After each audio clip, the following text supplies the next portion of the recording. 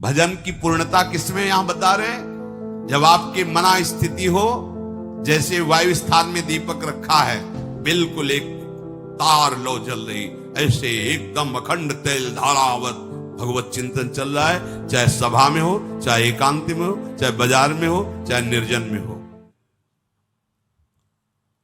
इसके लिए सबके लिए साधारण उपदेश है। ये साधारण शब्द इसलिए प्रयोग कर रहे हैं कि असाधारण भी साधना होती। जो असाधारण साधना होती उसमें रात्रि के 1 या 2 के बीच में जग जाया जाता है। पूरी दिनचर्या, जैसे आप सब कृपा पात्रों की श्री जी की कृपा से यही दिनचर्या चल रही।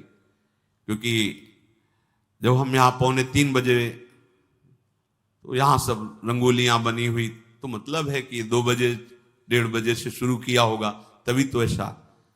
लेकिन साधारण दिनचर्या प्रत्येक प्राणी के लिए कह रहे हैं। अगर आप आनंद चाहते हो तो पूर्व रात्रे परेचयु युंजाना सततम मनः।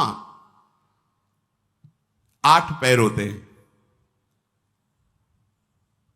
तो 8 पहर में एक पहर 3 घंटे का, 8 × 24, तो दिन का पक्ष 12 घंटे, 4 पहर, 4 × 12।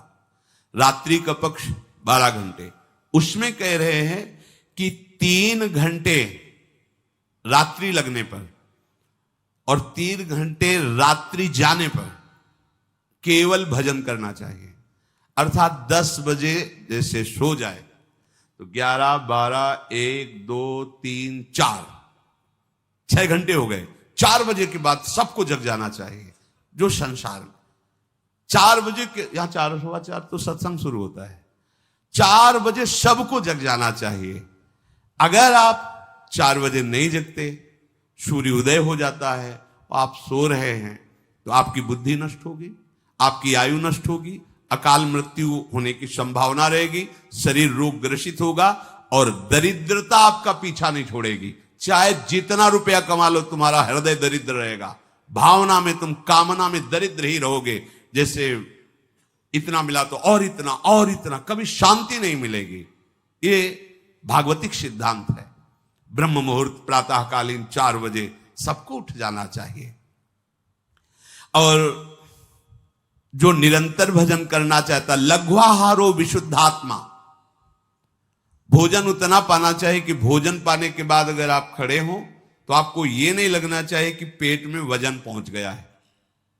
लघ्वाहार हो, थोड़ा आहार, क्योंकि अगर ज्यादा आहार पा लोगे तो भजन में वृत्ति नहीं रहेगी। रोज पाना है यार, जिंदगी भर पाना है, थोड़ा थोड़ा पाओ और खूब भजन करो। जिसका भोजन नीरस, शब्द याद कर लो, उसका भजन सरस, और जिसका भोजन सरस उसका भजन नीरस। ये महापुरुषों के वाक्य है, आप खुद अनुभव करके देख लेना। यहां तक खट्टी डकारे आ रही, फिर शाम के पाना है, तो फायदा क्या हुआ यार? पाले का तो मतलब भजन बने।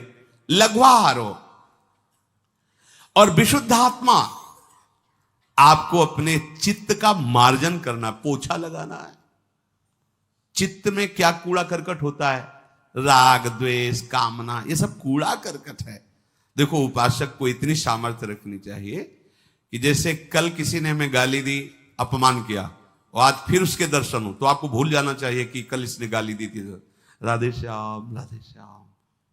सब लगे ये क्या खोपड़ी है इसकी, कल तो गाली दिया था, आज उसको कोई फर्क नहीं, तो तुम्हारी साधना ठीक है। जगत ग्रीवा ऐसे नहीं झुका देता, इसलिए झुकाता है कि जहां हम फेल है वहां तुम पास हो। ये बात संत का स्वभाव, साधक की महिमा इस बात में नहीं कि अपने तप का प्रयोग, अपनी पवित्रता का प्रयोग दूसरों को दुख देने के लिए करे। जैसे प्यार भरी मां अपने बच्चे को कभी कष्ट दे ही नहीं सकती, ऐसे साधुते होए न कारज हानि। बच्चा भले गुस्सा में आके मां के बाल नोचे और मां को पीटने की भी कोशिश करे, पर मां के दिल से अगर यंत्र लगा के देखो तो उस बच्चे को उस समय भी आशीर्वाद ही दे रही होगी। भगवान तुम्हारा मंगल करें। ऐसी अनंत माताओं जैसा प्यार गुरुदेव संतों के हृदय में होता है। देखो ना कैसे कैसी पीड़ाएं दी गई संतों को, पर उन्होंने यही मनाया तुम्हारा मंगल हो। तो आप अपने जीवन को सुखद बनाने के लिए और जीवन के परिणाम को महासुखद बनाने के लिए भगवान श्री हरि के चरणों का आश्रय लेकर निरंतर भजन करने का अभ्यास करें। भगवान मंगल भवन है, सबका मंगल करेंगे।